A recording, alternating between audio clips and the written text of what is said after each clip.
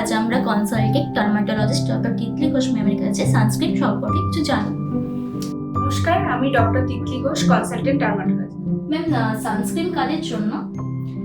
দেখুন, সবার আগে আমাদের যেটা জানতে হবে যে সানস্ক্রিন আমরা কেন মাখবো। চামড়ায় কিন্তু বয়সের ছাপ দুটো কারণে পড়তে পারে। এক হলো ক্রোনোলজিক্যাল এজ, যেটা বয়সজনিত কারণে স্বাভাবিক বার্ধক্য, যেটা আমাদের হাতে থাকে না।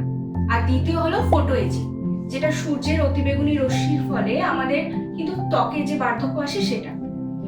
তো সঠিক পরিমাণে এবং সঠিক নিয়মে আমরা যদি সানস্ক্রিন রেগুলারলি ব্যবহার করি, তাহলে এই দ্বিতীয় কারণটা কিন্তু আমরা অনেকটা হলেও ঠেকাতে পারি।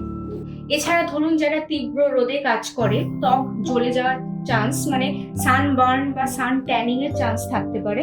এছাড়া যারা দীর্ঘ সময় ধরে রোদের মধ্যে কাজ করেন, তাদের ফোটোডার্মাটাইটিস, ক্রনিক অ্যাক্টিনিক ডার্মাটাইটিস এই ধরনের বিভিন্ন রোগ কিন্তু হতে পারে।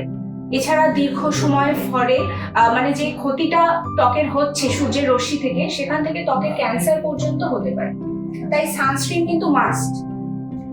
আর দ্বিতীয় যে প্রশ্নটা আমাদের, যে সানস্ক্রিন কারা ব্যবহার করবেন, স্ত্রী, পুরুষ, এমনকি শিশুরাও 6 মাসের ঊর্ধ্বে তারা কিন্তু সানস্ক্রিন ব্যবহার করতে পারে।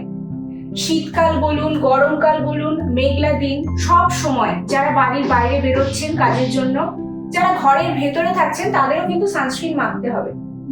এবার প্রশ্নটা হলো কেন? কারণ সূর্যের যে ইউভি রেডিয়েশন পৃথিবীর বুকে পৌঁছাচ্ছে, তার মধ্যে ইউভি বি রেডিয়েশন যেটা আছে, সেটা ঘরের মধ্যে থাকলে দেওয়ালের কারণে আমরা কিছুটা হলেও আটকাতে পারি, কিন্তু ইউভি এ রেডিয়েশন সব জায়গায় প্রেজেন্ট।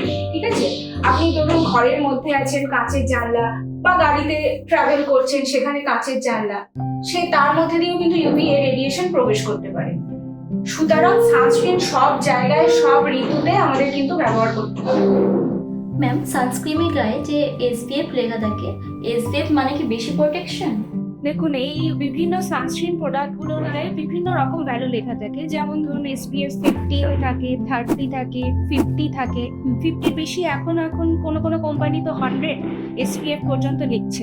ঠিক আছে, এই SPF গুলোর মধ্যে SPF মানে আগে মানেটা আপনাকে বোঝাই। SPF ফুল ফর্ম হচ্ছে সান প্রোটেকশন ফ্যাক্টর।